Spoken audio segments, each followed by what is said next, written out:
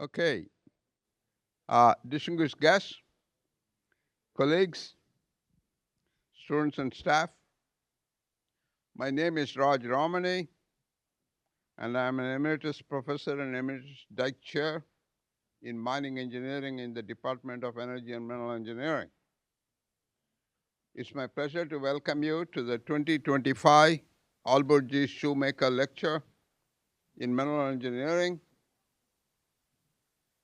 Mrs. Mercedes Shoemaker established this lecture series in 1992 in memory of her husband, Mr. Al Shoemaker, a Pittsburgh civic and industrial leader dedicated to the support of higher education. Albert Shoemaker graduated from Penn State in 1923 with a bachelor's degree in mechanical engineering and went on to lead an eminent career in the mineral industry. After working as an engineer with Babcock and Wilcox, he joined Pittsburgh Coal Company, a predecessor to the present Consol Energy, where he worked for 35 years, retiring as president of the company in 1966. After retirement, he continued to consult with a number of companies developing interests in coal. He was elected a distinguished alumnus of Penn State, served on the board of Penn State Foundation for 10 years. He was a member of the Penn State University Board of Trustees for over 20 years, and he served as the president of the Penn State Board of Trustees for 3 years.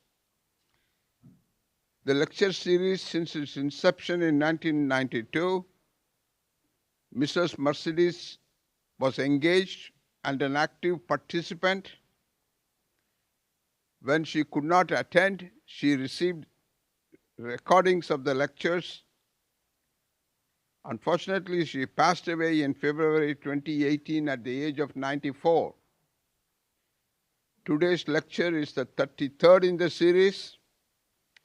In establishing the lecture series in mineral engineering, Mrs. Shoemaker specifically stated that the purposes of the series are to bring each year an outstanding leader of the coal or mineral industries to Penn State to speak on a topic of current interest and to encourage dialogue between industry leaders, university faculty, and students. You will all agree that this lecture series is a truly appropriate vehicle for furthering Mr. Shoemaker's idea and ideals and honor his and her dedication and commitment to the mining engineering, education, mining industry, in energy and mineral engineering in general. We are ever indebted to her thoughtfulness. Please join me in remembering them with a round of applause.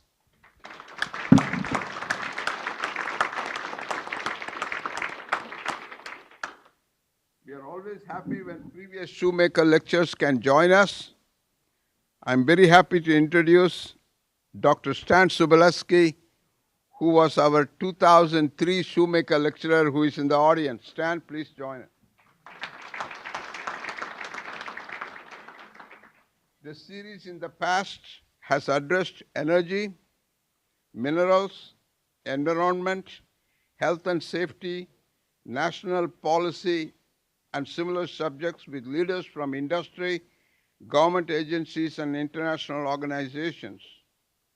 You will agree, in an interrelated economy and an unbalanced supply and demand world, all things become important sometime, and therefore they also become very critical. It was not too long time ago, while we talk about critical minerals today, just not too long ago, just about a year ago, nickel and copper were told have also become very important because of the need for electricity in the future. While coal's heavy greenhouse gas footprint has led to a broad agreement to reduce their dependence on coal in all coal countries, several Asian countries, particularly China and India, have long-term plans for coal plants coming online for years into the future. Coal is critical for these countries. Even in the United States, there is a movement for continuing coal use called Not So Fast. Today's Shoemaker lecture, we have two deviations. Our speaker has been and continues to be a leading academic in a great academic institution. And second, our topic, as you can see, is titled Transforming Global Economy, Global Energy Systems to Mitigate Climate Change. Our speaker is Dr. Franklin Orr. He is presently the Killeen and Carlton Beale Professor Emeritus at Stanford University, where he had also served as the chair of the Petroleum Engineering Department and Dean of the College of School of Earth, Dean of the School of Earth Sciences. As a faculty member, his research has focused on fluid flow through porous media and carbon dioxide sequestration on subsurface formations. The bio in the handout does not do justice to the diverse and extensive experience of Dr. Orr. He graduated with a chemical engineering degree from the University of Minnesota in 1970 and worked in 1970 to 72 as an assistant to the director in the Office of the Federal Activities of EPA. Just for you who may not know, EPA was created in 1970, and he was one of the first employees I may indicate here. He subsequently worked for Shell Development Company in Houston, New Mexico Institute of Mining and Technology, and its Petroleum Recovery Research Center. He joined Stanford in 1985. And therefore his career in Stanford is almost 40 years now. Well, let me say his contributions to science, engineering, and education have been outstanding. He was elected to the National Academy of Engineering in 2000 for his contributions to understanding the complex multi-component flows in porous media and its application to the design of enhanced oil recovery processes, and for superb academic leadership. Dr. Orr served as the Undersecretary for Science and Energy at the U.S. Department of Energy from 2014 to 2017. He is currently chair of the Climate Works Foundation. Incidentally, he was the past chair of Packard Foundation as well. For those who may not know what is Climate Works Foundation, it's a great philanthropic foundation that seeks to innovate and accelerate climate solutions. The foundation has funded over $2 billion in research to 850 organizations in 50 countries. In 2001-2003, I had the pleasure of serving as a member of a National Research Council Committee on Mine Safety, for which Lynn was the chair. We are delighted that Dr. Orr is joined today by his colleague, Dr. Michael McWilliams. Did he come here? Is he here? Good. I didn't meet him, surprising. Dr. McWilliams has been in Stanford for over 5 decades in geological and environmental engineering, and he is now Professor Emeritus at Stanford in Earth and Planetary Sciences. Let me say, Professor McWilliams has also been the director at CSIRO of Australia in their Deep Earth Imaging Future Science platform from 2000 to 2019. We are pleased that you are here, sir. Please stand up to be recognized.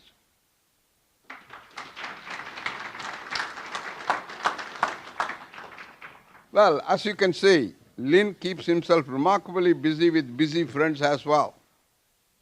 In fact, he flies his own plane to these events to accommodate his busy schedule.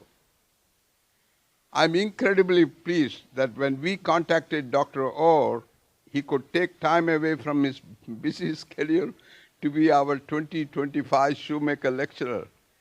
We are really obligated for that. Ladies and gentlemen, please welcome Dr. Franklin O.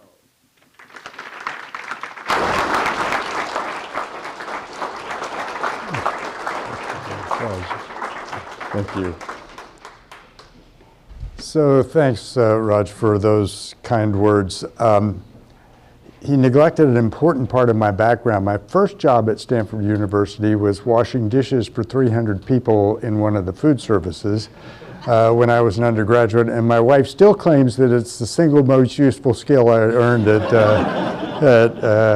Stanford. Otherwise, you get the picture of a guy who can't really hold down a single job for very long. So in any case, let me get going. So my premise starting this conversation is that the evidence that convinces us that climate change is real, that human activities are a big part of it, and that we need to modify a bunch of the things that we do as a way to put our systems, our human created systems, more in balance with the planetary systems that we take, I'm sorry to say, for granted, but that are really essential services to all of us.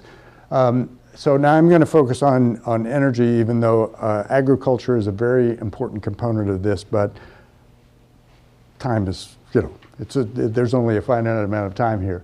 So I think despite lots of potential disagreement amongst folks about how to get to the end state goal, the goal itself is pretty clear.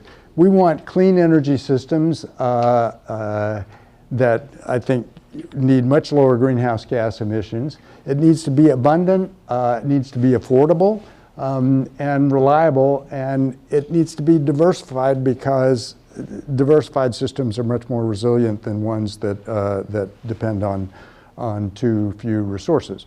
So the question is, okay, how do we get there? And so I'm going to address three parts of that question, recognizing that there's much more to be thought about here. Do we have access to energy resources that are sufficient? Do we have enough technology options? And there, just a spoiler alert, we have a reasonable fraction of them, but we're not done. And then something about thinking about the pathways, and I'll come back to that question. So first of all, just with regard to emissions, if you take the long arc, then, whoop, that was not what I intended. Then the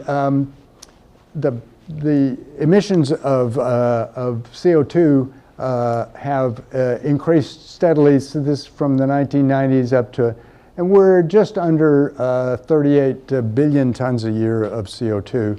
So I want you to remember that the unit of 1 billion tons a year for CO2, because I'm going to come back to that later. But you can see that if you're looking for a technology solution that does something like 1 billion tons a year, that's a lot. And we need 37 of those. So that means that we really do need a diversified system. Now, if you look at this long arc, you can kind of see a bit of a curve over, because economies have started in some places to reduce emissions associated with energy. And so the trick now is to figure out how to make this much more rapid going on. Okay, so now I know you can't read all the details here, but this, in broad terms, energy is about 3/4 of the CO2 emissions. Agriculture, and then a few other things. Industry here is chemicals and cement, but those could be included in energy here. So anyhow, 3/4 of the emissions are, that were in that 37 billion tons a year are associated with energy in some way. And so, energy, if you can read all the things around the outside, it's woven through every aspect of modern economies. So that means that the challenge is a big one. We have to reweave the tapestry as we're walking on it. At the same time, the opportunity space is a big one, because there are lots of different ways that energy is put to use and that we convert it to services. So the question is, and for the students in the audience, this will be on the quiz at the end. So pay attention here. So this is an attempt to capture the energy resources in one slide. Okay, so there's a certain complexity to this, but the basic idea is that if this is planet Earth, this this number here, this is the flow of energy in terawatts at the top of the atmosphere from the sun. So now to set the scale, we use this, the humans use maybe 18 terawatts now. So in terms of the overall energy flows, of course, human use is tiny. Now, some of that just gets reflected back to space. Some of it warms up the atmosphere. Some of it evaporates water, and some of it warms the surface. And you know, it's a good thing the Earth is a greenhouse planet, because if not, we would have temperatures that are below freezing. So we count on this. We just don't want to overdo it. Maybe 90 terawatts goes into photosynthesis, and this number at the end is how much we use for energy conversions, and it's about 1, maybe a little more now. And you can basically see there's a big energy resource stored in the Earth's crust. They're very large radioactive materials, but at low concentrations. And then there are the fossil fuels that we have counted on for so many services, including the hugely important services that coal provided to modern society. So the trick is to move these numbers here into something that involves less CO2 emissions. So the overall message here, there's no shortage of energy. This is about how we convert that energy into the energy services that we use. And one of the ways we do that is with engines. Now, this is a portrayal of, so the earliest steam engines here in about 1700 were about 0.5% efficient. Now, this was a magic device, because you build a fire and you use that to pump the water out of coal mines. That, ironically, that's the first primary use. Now, over the next 300 years, various versions of improved steam engines came along, and then we get to gasoline and diesel engines, and up at a solid oxide fuel cell with a heat recovery turbine at the end can probably get to 70%. And a good device in these kinds of thermodynamic terms is better than about 50% efficiency. Now, so one pathway here is to look for efficiency in everything we do. And now, this is a remarkable set of engineering advances here over time, but it did take 300 years, so we kind of need to pick up the pace for the next things we do. But it is an important option. And the other thing that we recognize, so at some time when I was working in Washington, the CEO of Google asked me, well, look, we know how much energy technologies cost. Why can't we just calculate the optimum solution? And this is part of the reason why, because the costs of these things all change with time as we learn how to do things better, as real costs that were not accounted for in the others are accounted for more accurately. And so there's all the design opportunities. We worry about capital and operating costs. And the challenge that we have to face now is to get these things to scale. Okay, you'll see that here in a moment. But we actually have a lot of experience in doing this. So, okay, so what do we do? Well, let me start again with the energy efficiency idea. There's practically every human endeavor can be made more energy efficient. Now, there is a cost penalty for that, so you have to pay attention to costs. But we should start there, because the energy that you don't need to use has lower emissions than almost anything else. We're going to electrify lots of energy services. That means we'll need lots of clean and abundant low-cost electricity. We have to worry about and learn how to do the scaling and more rapidly than we've done so far. We need a better grid, and I'll say more about that in a minute. And then I will argue that having available some carbon capture and storage can actually reduce the overall cost of doing this, and also make it possible to use carbon when in the places where it really does make sense to use it there. And then obviously we need a vigorous R&D program, and I know there's lots of work going on here that fits nicely in all of that. So let me just say a word about efficiency.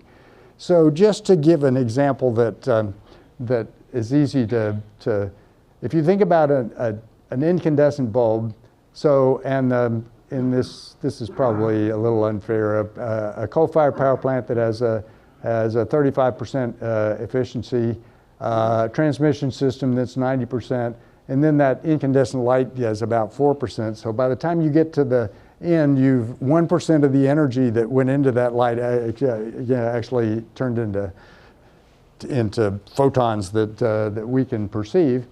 So and if you just, for example, get your way all the way up to LEDs, same power plant efficiency, but this is now 40%, so 10 times more efficient than, and then if you're willing to do that with a combined cycle natural gas plant, you can get it to 23%, and if you're willing to do it with solar and wind, the efficiency now number doesn't correlate to carbon emissions, but it does say that if we pay attention to efficiency in all the places we use, 40% of the energy we use ends up in a building somewhere.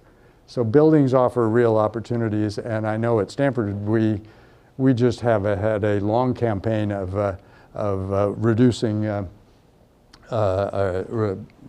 energy use in buildings, and we have a lot of old buildings, so it's gonna stay with us for a while. And if you look at the benefits that can come from this, this is refrigerator requirements and versus time. So the energy requirements are shown here, and then the price in constant dollars is shown here. And so with careful design, it's possible to reduce the cost, to improve the energy efficiency, and therefore provide better services at the same time that you're reducing costs. Now, refrigerators got bigger too. Now there is a constant of nature that says the refrigerator can't get bigger than the door that's there to get it into the kitchen, because if you have to rebuild the house, that's actually more efficient. So anyway, well, and then the wisecrack is all right, all you AI and cryptocurrency folks, how about paying attention to this? And no kidding, the efficient computing, as computers have gotten bigger and bigger, is actually a serious issue for better efficiency. So there's lots to do there. And I just will note that on the Stanford campus, we're big enough we're kind of a small city, 25,000 people on campus. And we had an old leaky, creaky steam loop that needed fixing, and a 50 megawatt gas turbine combined cycle, but nearing the end of its life, so we had to do something.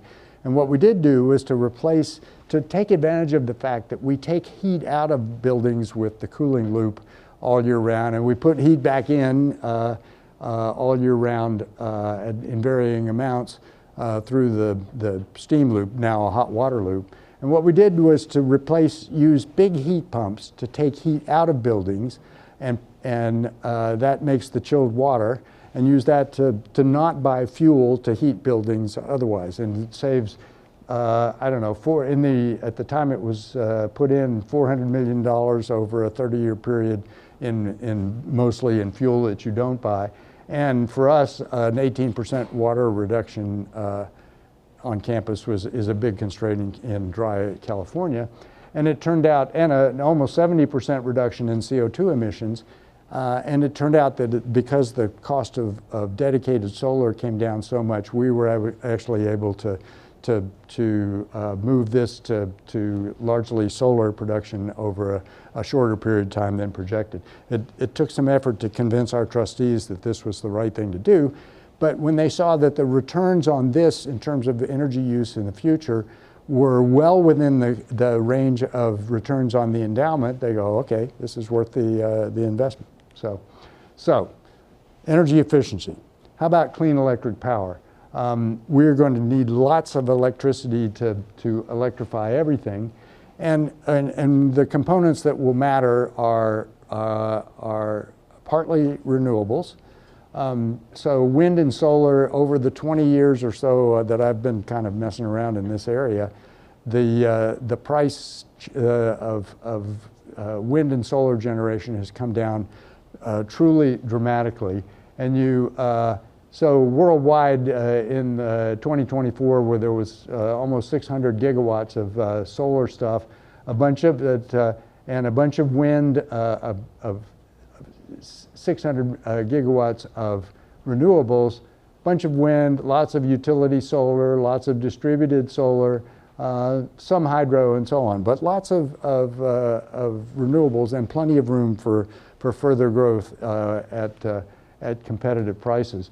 This is just a typical kind of learning curve for two different kinds of solar cells, and you can see that as the volume of manufacturing has gone up, the prices have come down really quite dramatically. So that's an example of where better designs, better materials, and then better system designs can really make a difference.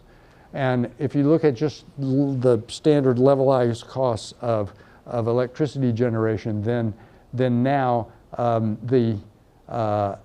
this curve is battery storage, but the costs here of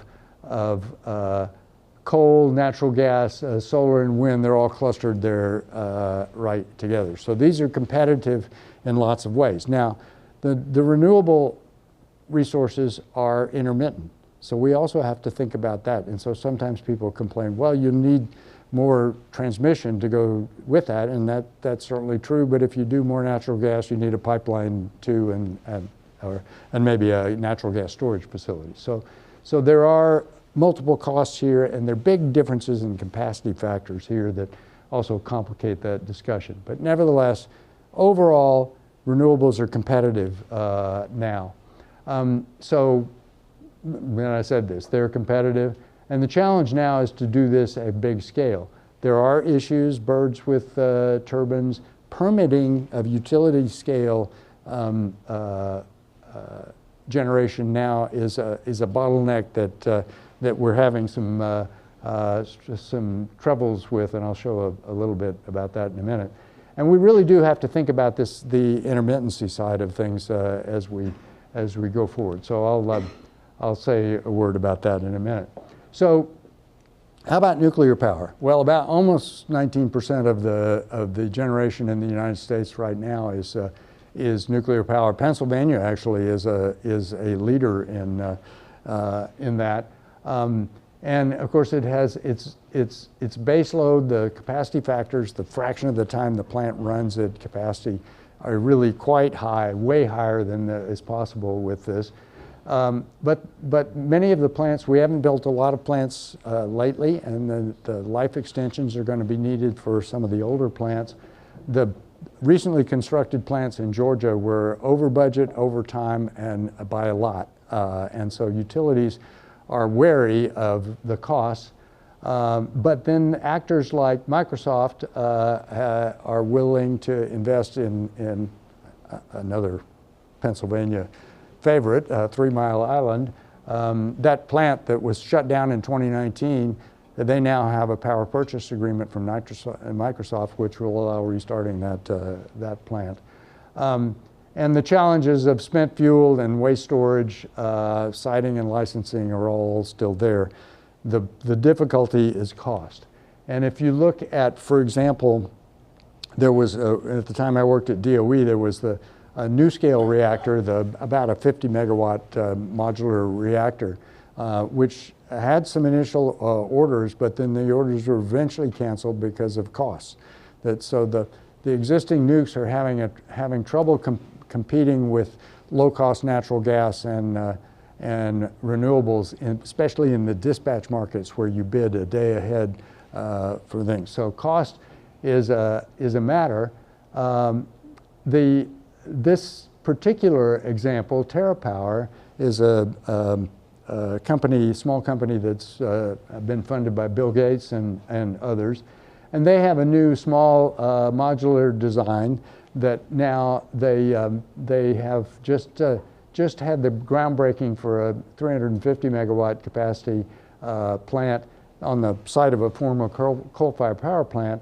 It uses a molten salt energy storage system to also store power for times of high demand.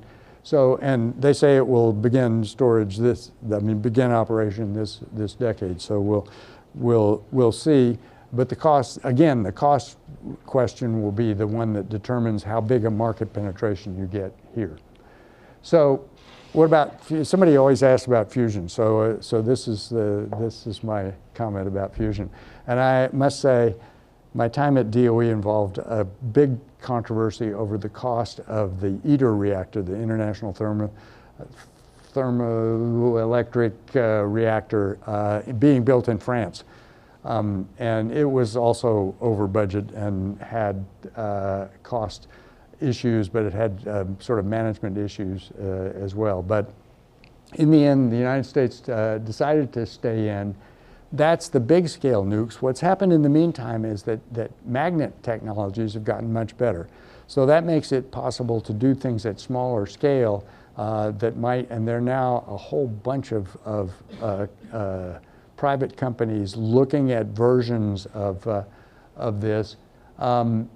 If I put this link in, and if the slides will be available, and if you look at it, there's a very nice article in Nature that talks about the various kinds of fusion plants and designs. Commonwealth Fusion has a plant announced in Virginia, so we'll see.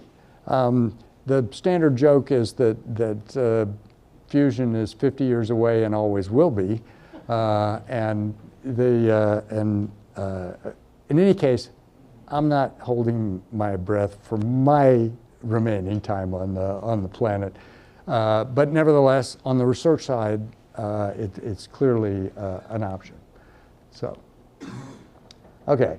So what about natural gas? Well, natural gas, of course, has been a hugely important issue for Pennsylvania. It has made the transition away from coal possible in Pennsylvania in a way that would have been hard to do otherwise. And if you replace an older coal-fired power plant with a combined cycle gas turbine, there's less carbon in the fuel per kilowatt hour, the power plant efficiencies are better, and the overall reduction in CO2 per kilowatt hour is about 70%. So natural gas, and if you look at the US CO2 emissions have come over the peak, and about half the decline has come from replacing coal-fired power plants with natural gas, and about half from renewables and other kinds of things. So it has played a very important part, and I'll show you a design that offers a way to capture some of that CO2 in a minute. Now, quite clearly, methane is a big, strong greenhouse gas. So we have to do a better job of making sure that fugitive methane is not an issue. But you know what? We're engineers. We know how to stop leaks. It's a question of paying attention. It's a question of detecting the methane emissions. And there's just a big opportunity space to do that much better than we have. And there are some satellites up there looking now for methane emissions. And this is one of these systems with what's called a fat tail, that a big fraction of the emissions are from a small number of sources. So finding those where the satellites might be a help is a good way to reduce those emissions. And those act quite quickly in the short term, so it helps buy time on the other stuff. So what about the grid? Well, so the grid, our grid now was built in a world with a modest number of big power plants and transmission, and then a kind of a radial distribution system. But what's happening is that well, there are people like me. I have 12 kilowatts of solar in my backyard. And certainly in the daytime, I make all the electricity I need. At nighttime, however, I still need that grid because I was too cheap to pay for the battery systems. So we need the services that the grid provides, but now it will have much more distributed sources. There'll be the possibility of microgrids. There really is an opportunity to do this much better and to make it more resilient. In a world where you've electrified practically everything, it's not okay to not have the electricity be available. And so we were talking earlier in a group about a project I worked on out in the wilds of Colorado. But the crew of graduate students and postdocs, we'd all stop at the grocery store in Durango and load up with food. You don't have to pay them very much, but you do have to feed them, right? So, and we get in the store and there's a power failure and they cannot sell us anything because they don't know what anything costs. So I said, well, we'll run around and read the labels and we'll be honest and, well, they couldn't accept our cash. I mean, the store was paralyzed. You go, so this is not okay in a world where everything depends on it. So we actually do need to do a better job here, and if in a world where we really supply many of those energy services, we need a much more capable grid system, and that means repowering the existing grid. It means managing it in completely different ways, computationally interesting. It means dealing with the intermittency. So lots of opportunities for designers and thinkers about how all this works. And I mentioned the whole permitting problem. If you look at now the queues of solar and storage and wind, they add up to like double the current installed capacity of electricity. Now, this is a little unfair because these are proposed projects, and not all of them will get done. But it is true that there's a need to make the permitting process more efficient. And partly it's because the grid operators have been so concerned about stability that they require extensive simulations of the possibilities in ways that we need to do more efficiently, but that put the costs of all of that on the developers in a way that we could do a better job of. So something to be done here.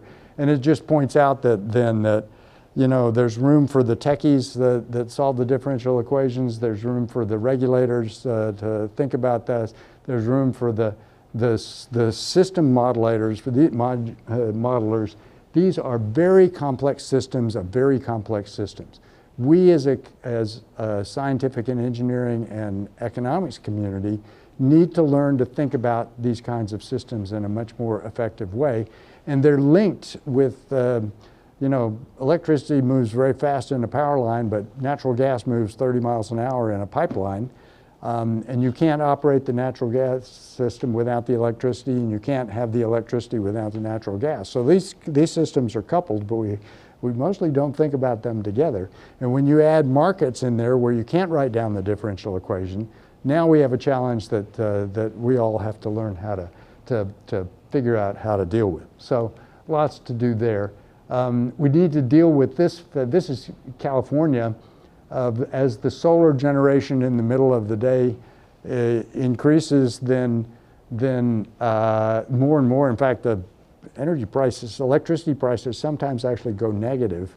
And you go, wait a minute, how can you have a negative? That means you have to pay somebody to take the electricity. But if there's a production tax credit, you can pay a little bit. So in any case, adding storage is one way to deal with this, but you need to be able to deal with high ramp rates in the evening as the sun goes down. So So this is just another way of saying, look, this is a complicated system and we need to operate the system as a whole. Just having good solar cells is not enough to do that. And we have made some progress in California. You can see that this was in April of 2021. You can see the big bulge of solar power in the middle of the day. But by 2024, the battery storage is helping deal with a chunk of the shoulders as the sun goes down. So adding storage, and batteries, of course, are not the only way to store energy. So lots of opportunities there. There is a fair amount of grid scale deployment in two places, California and Texas. And you go, wait a second. Politically, there's probably some difference between those two. But the thing is that Texas has invested in a lot of wind power, and they've invested in some grid to move it around. California has a net zero plan, so they've done it as well. Even Florida is involved here. So we're beginning to add some storage. Energy systems need some storage. We have it as natural gas storage. We might have it as hydrogen storage. Batteries are one way to do it. Batteries are relatively expensive, so they tend to be short duration. And working on long duration storage is something we really do have to do better on. Hydrogen might work on that. In California, for example, the batteries charge in the middle of the day and then discharge in the evening, and that helps do this whole balancing thing that we need. And there's lots of research going on batteries and storage of all kinds. So I'm not going to talk more about this, but just to say in recognition of this is one of those material science areas where you really there's really a huge opportunity to do better. And then pumped hydro, of course, it has an 80% or better round trip efficiency. That's pretty good for human design systems, but it does take a hill and a volume and water to pump around. So in the right places, it's going to be good. Houston may not be hilly enough for. So I grew up in Houston, so I can joke about Houston without danger. And there are also high capital costs, and so they're typically beyond the scale where a private investment is likely to do it. So there are issues there. Gravity, by the way, is another option. There's a group of former Stanford students that's working on a scheme of running weights up and down old abandoned oil wells that where you remember the grandfather clocks with the pendulum and the weights hanging on that? Well, it's not a new idea. So then sometimes people say, well, what about hydrogen? Well, there's no question that excess electricity can be used to generate hydrogen with electrolysis. It's done in the most efficient versions now. It's done with fuel cells of one sort and another. It's still relatively expensive compared to other systems, but in a world where you have abundant, too much electricity some of the time, then it does offer a way to do chemical storage of the hydrogen. And those of us who have worked on whether there's a subsurface system for storing CO2 or natural gas, then these are the obvious places to think about how the physics is different for hydrogen storage, and I know there's work going on here as well. There's also a bit of a ferment about geological hydrogen. You know, there is no question that hydrogen gets made in the right kinds of olivines with enough iron present in that. Whether that is done in a way that might lead to recoverable resources is very much an object of debate at the moment.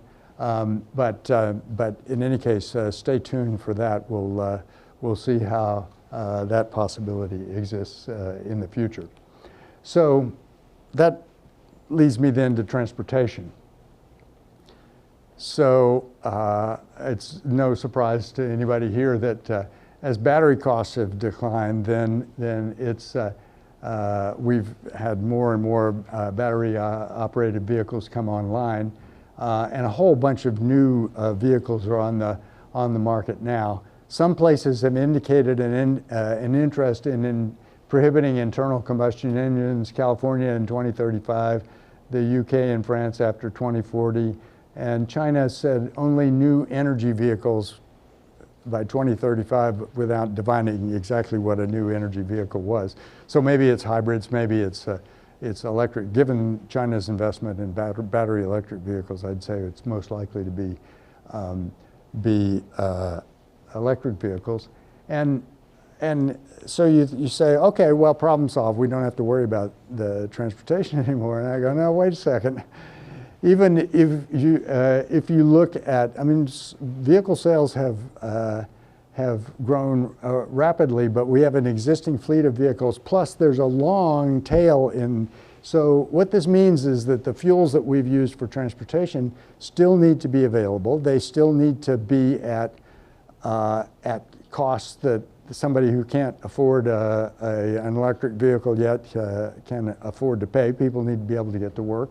And if you want to cause disruption, having a big spike in any energy prices is a good way to cause the disruption. So this is a balancing act. And it's an example of the kinds of balancing acts that we have to, the trade-offs that we have to balance as we make this energy transition. So that means that the engineering that goes into building to acquiring the fuels and operating them, those still need to function, and we need workers who can afford to do that as well. So that length of time indicates that we have to pay careful attention to all that. So I'll scoot past this. But in some places, so in San Francisco, 30% of the vehicles in 2023 were electric vehicles, 25% in LA, but then lots of other places in McAllen, Texas, it was quite a lot less. So challenges, costs, charging infrastructure, people, and then range anxiety. You know, if you, most of us drive relatively short distances almost all the time. But we buy vehicles for the greatest use, you know, the maximum number of passengers for the tiny fraction. It would be much better if we were rational beings, we'd rent a car for that and drive something else for local, but we're not rational beings, so we should move on. Now, you know, there's in the discussions today been lots of talk about critical minerals. If we're going to do batteries in a big way, we need to do the mining of them effectively. We need to use a variety of resources. Right now, the supply chains for critical minerals are a challenge. And we need to continue to design for better batteries, so no question about that. And to design for recycling, because in fact, once a battery is there, the concentration of the minerals you want is a lot higher in that battery than it is in any geologic resource but the separations are very much a challenge. So lots of opportunity for research there. There's at least one company that's really, this is a group that came out of Tesla that realized that those batteries were going to be a good resource if the metals could be recovered, and there's a long list of things here, but these are not, I mean, magnets depend a lot on, for example, various kinds of rare earths, and so being able to deal with all of this, and I know there's lots of work going on here that fits in that part of it. So my last little topic here is thinking about industrial sources of CO2. And here the motivation is largely around hard to decarbonize sources. And I'll just give you a few examples. One of them is aviation. Raj already revealed my carbon sin, which is flying a small airplane. As much as I think batteries are interesting, it's hard to imagine being able to fly across the Atlantic batteries. Batteries are heavy, and the reason they're heavy is you carry around all the reactants, you know, and whereas if you carry a hydrocarbon fuel, the heavy part of the product, of the CO2 product, is the oxygen that you got out of the air. So it is really hard to beat that. So aviation is one. Load following electricity, that's one. Dispatchable electricity for one. Iron and steel and cement are the other two examples here. And so these are like a quarter of global emissions. Now, there are new processes for cement making and steel making that, if effective, that can deal with part of that. But it's also useful to have some ability to capture the CO2 and then store it in the subsurface. So if the IEA looked at this, and they argued for carbon capture and storage in the neighborhood of 3 billion tons a year. So you remember I said, remember the unit of 1 billion tons a year. So they're calling for 3. I think if we could get to 1 billion tons a year of CO2 by storage, by carbon capture and storage, we'd actually be doing well. And here's one way that might be done. This is an example, not a prediction. But if you separate oxygen from air, so that allows you to produce nitrogen as well, you burn methane with pure oxygen, then that makes CO2 and water at high temperature. You run that through the turbine and make electricity. Then you cool it down on the downstream side and knock the water out, and then recirculate the CO2 and use the CO2 as the working fluid in the turbine. And if you do that, then this is a conventional steam turbine. This is the size of the supercritical CO2 turbine. Turbines are just wings oriented in a circle, and the mass flow over the wing is what generates the thrust that turns the system. Because CO2 can be made much more dense in its supercritical state, the turbine doesn't need to be as big. Now, so then you recompress the CO2 and then recycle it, and the whole thing works with the CO2 as the working fluid. Now, you can't keep adding CO2 forever here. The thing, you have to take some out, but you take it out here on the compressed side here, so it's already ready for reduction into the subsurface. There's a demonstration plant in Baytown, Texas, the town where I was born, now that's a 50 megawatt demo, and they're marketing this. They claim they can be competitive with new natural gas generation. So if that's true, then there's an opportunity to use natural gas in particular for firming intermittent renewable electricity. So there's at least one possibility. And in a study, we looked at for example, what would having some ability to use natural gas in the system do to overall costs of investments, and it was substantially less expensive to do that in California with having some CCS available, and it didn't take massive amounts. It just, that flexibility had real value. So I think there is an argument for having a modest amount of carbon capture and storage in the system. And the basic idea, I know you all don't need to be instructed in the fact that, you know, we have lots of poor systems that where we store methane or where oil and gas are stored naturally in a way, and we've now 50 odd years of injection of CO2 for enhanced oil recovery that has taught us a lot about how all this works.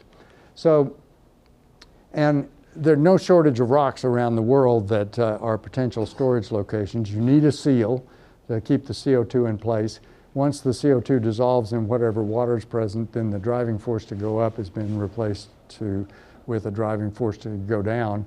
So there are storage mechanisms that can make it permanent in a place where the site is chosen well and the rocks are, and you operate an industrial process safely. So now those rocks aren't everywhere, so this is going to be something you do some places and not others. But there isn't a lot of opportunity. Now, you say, oh, fine, well, we'll just do that with all the methane that we burn. And hang on a sec.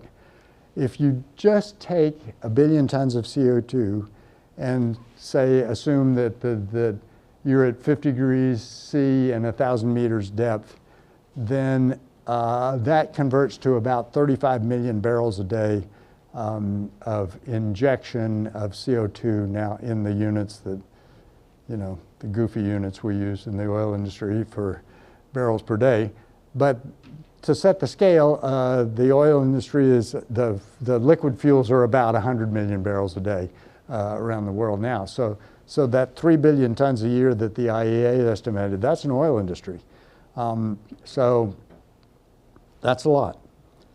So it's obvious that this needs to be a fully diversified portfolio, not just counting on CCS or any other single contributor. So now we do engineer systems at this scale, but it's still pretty big. So you say, okay, now what? So we have a lot to do, and this is the research opportunity for those of us at universities, for those that work in company systems, in government, and so there really is an opportunity here.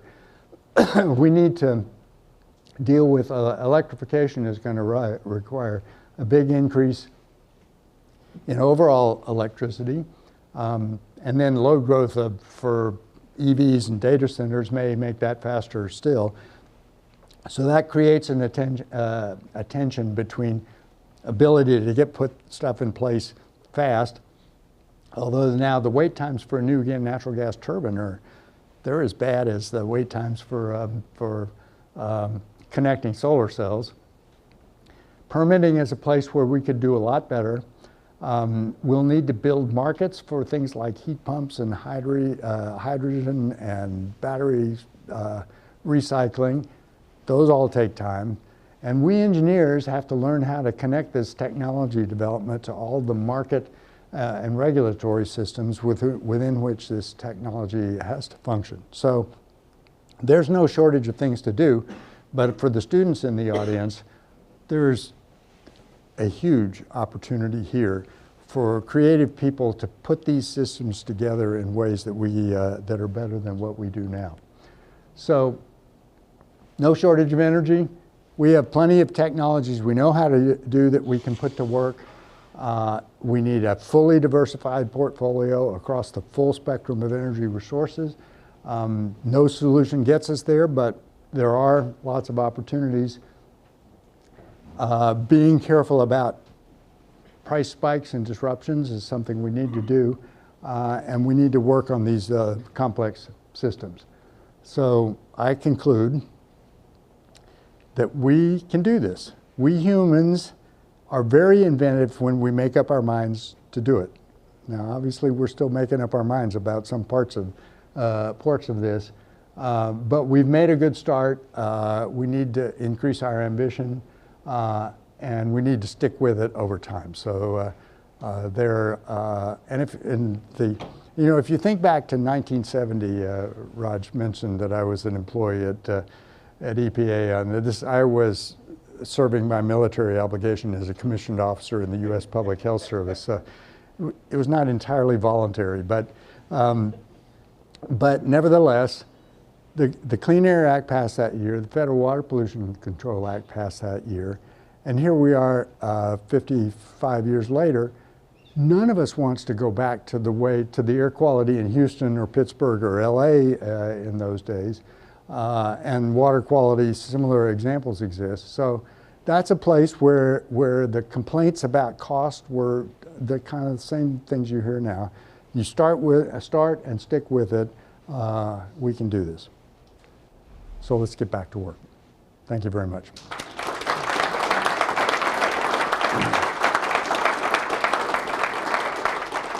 So I am actually willing to deal with questions as long as they're not too hard. We'll answer the questions. Go ahead. Sure, I'll give you first one first. That was excellent. So thank you for doing it. Two-part question since you're a professor, so I'll give you a two-part question. Oh, that'll be a whole So you lecture don't have then, to yeah, answer. right. I think my first part is, what's the role of subsidies, whether they're tax credits, embedded subsidies, and distributed generation?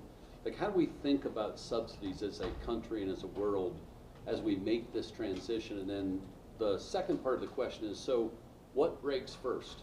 Is it the customers at the end of the bill? Or do we pull back from all of this because people just can't afford the transition that we're in the middle of? Yeah, okay, so those are hard questions, so I need to go past those, but no, subsidies are rife across all the energy systems and across the agricultural systems. I mean, we use them all the time. And once they're in place, they're hard to get rid of. On the other hand, if you're trying to grow new markets, then a technique that's frequently used is some sort of price signal that involves subsidies. Now, you can do this with regulatory limits, or you can do it with cap and trade, or you can do it with subsidies.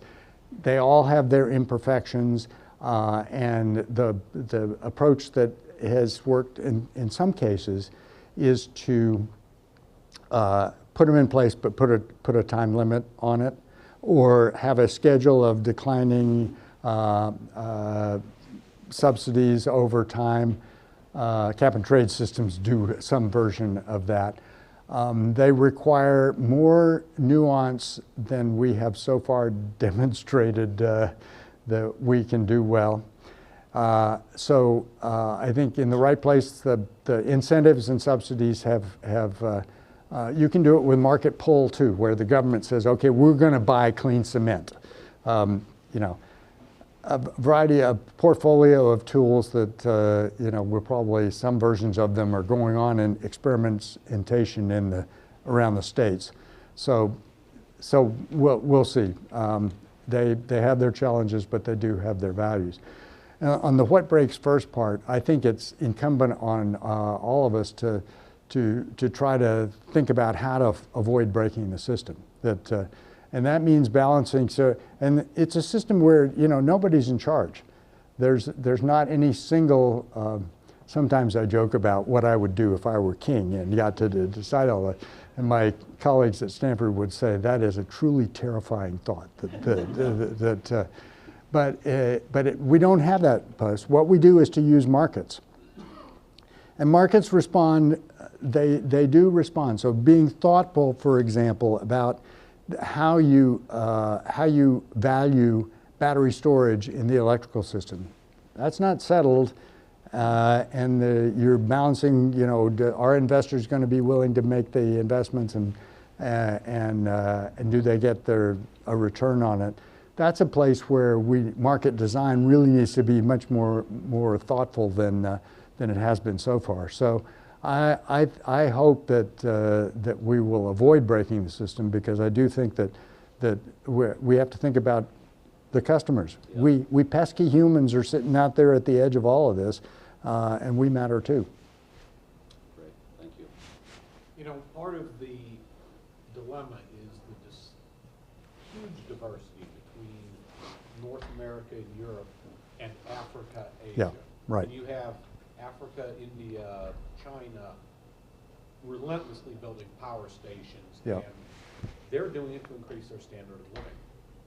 We're looking to do this not to increase our standard of living. It's going to come at a cost. Yeah. Where does all that tie together? Yeah. So could you hear the question? You know, contrast the global South with North America and Europe, for example, and you know, we can. I mean, Africa's a good place to think about it. Now, if you talk to African communities, then for some of them, a modestly sized microgrid with some solar power can provide some energy services that they don't have adequately now, in a way that doesn't require blanketing the full grid. In Kenya, for example, electric scooters now have taken over the market for the two-wheelers.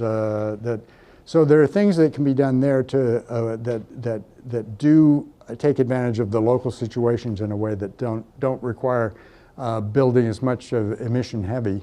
And even in China, where they have already begun to have a big enough deployment of vehicles to reduce their imported fuel use. And so it's different in every kind of location, but Raj mentioned this group that I work with, the Climate Works Foundation.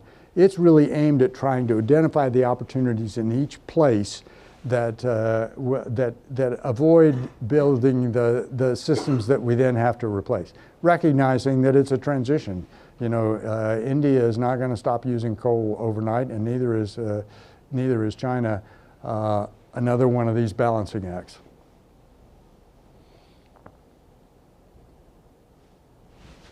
My name's Tate. I work in bioenergy, specifically anaerobic digestion Yeah. Type stuff, and I find it pretty challenging to keep up with regulations. Obviously, they're changing a lot now. I'm curious about how you have kept up with regulations throughout your career, and how you might approach it now. Yeah. So the question is, how have I kept up with the regulations throughout my career? And the answer is easy: imperfectly. I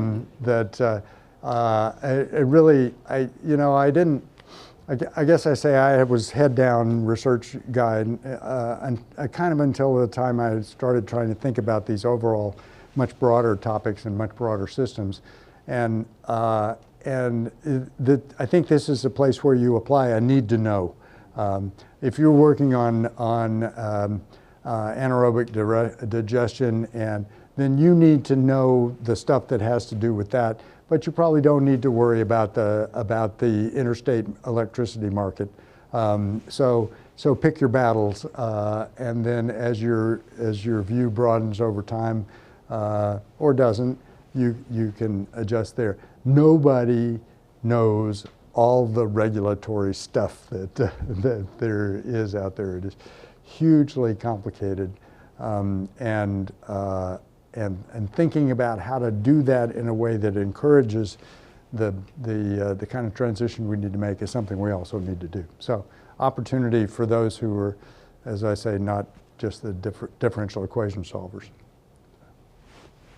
Have you looked at any of the CO2 to products technologies? I know that there are hundreds of Yeah. patents actually, but nothing actually Yeah. at the commercial scale, but going into carbon black, graphite, and all these other. Yeah, it seems like there will be lots of sort of specific applications where you have a product that makes sense. If you look at the things we use that are anything approaching the scale that we use fuels now, there aren't very many of them. And it seems unlikely that we're going to keep the same system and then capture all that CO2 and turn them into products. I don't think that's plausible. But there are specific locations where it does make some sense. And there'll be a market. There'll be the early actors who like the negative CO2 aspects of it. But for one example, so there are some who've talked about the fact that you can capture CO2 out of the air, and we know how to do Fischer-Tropsch synthesis. You make hydrogen with electricity, and then you manufacture a fuel. Well, if you do that now, if you just look at the efficiency of all those things, it takes, at least 3x and probably 4x of the energy that you're going to get by burning that fuel so it's hard to see how the economics of that work. I think it's mostly niche markets, and I hope I'm wrong. Yeah. In the back. Appreciate the presentation, especially this last slide, the importance of ambition in engineering, the need to be action-oriented to solve problems. So cheers to you for that. In particular, on your last bullet point there, you talk about balancing human activities with needs, and then presumably how engineering and problem solving can solve that. My question to you is, we weren't thinking about the huge amount of electricity consumption that we'd be seeing in data centers 10 years ago, and really from an energy economic standpoint, even 5 years ago, to what we're seeing now. Mhm. How do you see us able to meet those needs in the long run?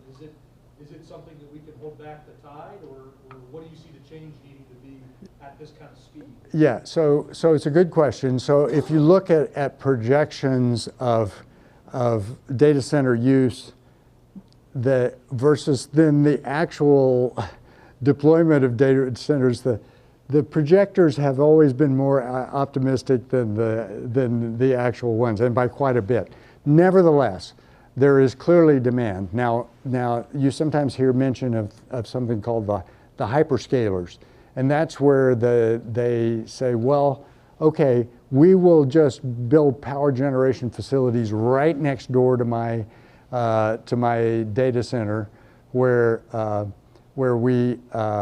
I don't have to talk to the Public Utilities Commission, and I'm not going to connect it to the grid, and so.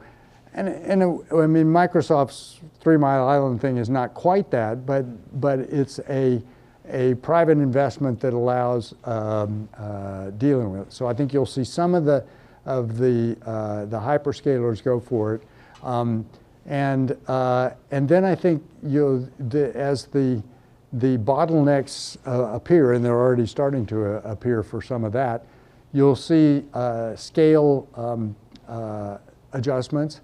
And I think it will also induce thinking about how to make the data centers themselves much more efficient. So I don't deny that there will be an increased use there, but we already knew we were going to have to deal with an increased use. So I don't think it fundamentally changes the problem. It just adds some quantitative parts to the scale. Efficiency is the paradigm of any energy conversion system. Never great strides in that you've explained, Yeah. particularly light. But I never see that another nice concept of sufficiency ever come to discussion. In the context of balancing activities and needs, is there a way to really sell this concept of sufficiency? How many lights would be sufficient to you, for example? Yeah. I know it's difficult. No, Social, yeah. that's difficult. And the interesting part of it is that what you think is sufficient, what we think is sufficient. So as a kid, grew up in Houston, Texas, right? And I remember when the first room air conditioner appeared in our house, and it went in my parents' bedroom, which we kids thought was an inappropriate allocation of resources. But now, of course, none of us would even think about living in Houston without air conditioning, right? So we've seen that progression here, and for the most part, people, once they have it, they don't want to give it up. So I think that we have more hope of restraining the future growth than we are of getting people to go back from where they stand now. But we can also do a much better job of supplying the services efficiently. And it's not okay to say those who live in very warm places that are going to get warmer, sorry, you can't take advantage of the things that make for comfortable lives. So I think in the particularly, well, in the United States, of course, we're much more wasteful of energy than they are in Europe or Japan. So we could do better. And then we can also help design systems that overall are better for the other parts of the world too. So, but I do think we have to think about supplying the energy services that people need to live comfortable lives, and that means, and the energy services need to be, it's not just because we said you have to do it, it's because they provide better services. In some ways, an electric vehicle provides a better service than and certainly in terms of maintenance, than a gasoline vehicle. So we need to you know, it's not either or. We need to do all the stuff. Thank you. Dr. Orr, thank you for the wonderful presentation. I have a question. So you mentioned earlier that some carbon storage makes sense. Can you expand more on that? Like, why is it that, you know, some make sense and some other? Are you saying that those that don't make sense, they don't make sense economically, or they're not really making any difference at all? Yeah, so I glossed over totally the fact that the problem with carbon storage is that it is strictly a cost. So if you're going to capture it from a power plant, any investor that's going to do that needs to get paid for doing that. Now, we do have a subsidy here. It's called 45Q is the tax provision that gets up to $85 per ton of CO2 emitted if you do certain kinds of processes. And there's a bunch of variations on the theme. But that's enough to do projects. For example, you know, an ethanol plant makes a whole bunch of nearly pure CO2. And so with that subsidy, they can capture that CO2 and re-inject it into the subsurface. And that's actually if you do that for biological systems, you capture the CO2, then since they took carbon out of the air, that's a net negative. So you do need a cost recovery system. If you think about the worldwide, why don't we do big scale carbon capture and storage? And the answer is that we have not been willing to pay for it. So we have to think about that. It also it makes sense, you know, cement is a system where there are two things. If you make cement in the normal way we do it now, you take calcium carbonate, heat it up, and that drives off a molecule of CO2, so then now you have calcium oxide, and you mix that with some other stuff, and that makes cement, right? And so the CO2 emissions come from two sources. One is from the calcium carbonate. If you use calcium carbonate, there's no getting around that. And the other is from whatever it took, the thermal energy it took to make it hot enough. Now you can think about other ways to do the thermal energy, but the CO2 part of that is all emissions. Now, when you pour that cement, it's going to absorb some CO2 from the atmosphere, but it doesn't ever get it all.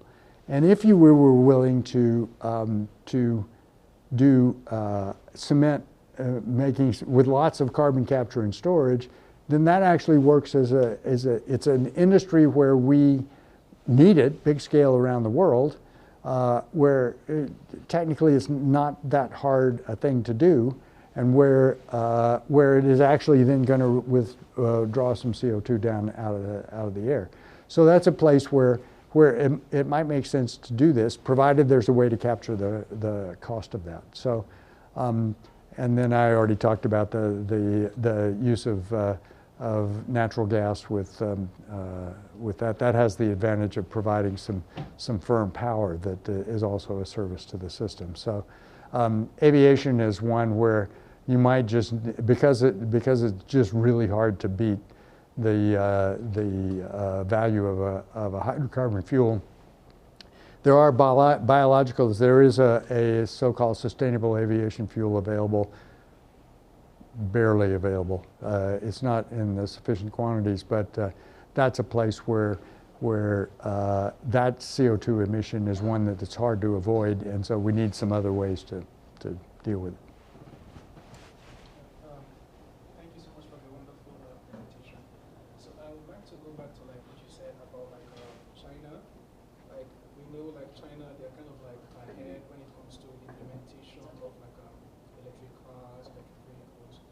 Like I spent 3 years in China. I got so used to electric cars and such. And then if you come, I know it's a big pain to go to a gas station. I have an electric vehicle, so I'm a convert. So recently, Europe has recently started negotiations with China, trying to get their cars to come in a little bit more.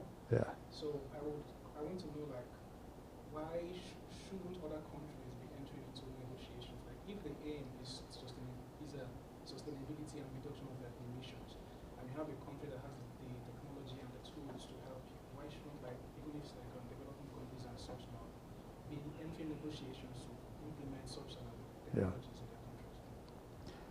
Yeah, well, I think we should remember that North America is not the only place on the planet, despite our local view, and that this business of developing markets and thinking about how those are going to work around the world, that's going to go on whether we participate in it or not. Right now, we're not helping all of that, but I think what you see in China in their own markets is that they are by far the biggest electric vehicle market in the world, and they're determined to sell those around the world. And so I think that's something that will happen whether we're part of it or not. So it will be very interesting to see how all that plays out. I hope that the U.S. will be competing in those markets, but maybe we won't. So we'll see. It's going to be interesting. There is a certain amount of market turmoil at the moment, shall we say? So we'll see how that goes. I think we will thank Lenore for an excellent talk. You all will agree that this